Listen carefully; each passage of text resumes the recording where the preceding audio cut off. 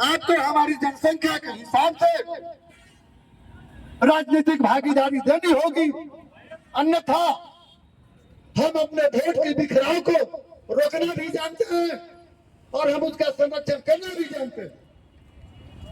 अगर हमारी राजनीतिक भागीदारी नहीं मिली तो सभी राजनीतिक दलों से कहना चाहता हूं, वो चाहे आरजेडी वाले हो, कांग्रेस वाले हो, जेडीयू हो, भाजपा हो, सभी राजनीतिक दलों के लोग कान खोल करके सुन लें कि हमारी भागीदारी को अनदेखी की गई तो हम अपनी वोट के बिखराव को रोकेंगे।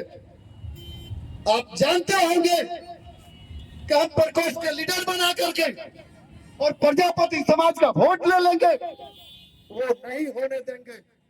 मजबा में अपने स्वतंत्र प्रत्याशी उतारेंगे और आपको इसका मुंहतोड़ जवाब देंगे। इन्हीं शब्दों के साथ मैं अपनी बारी को विराम देता हूं। जय बिहार, जय प्रजापति, जय रत्नप्पा।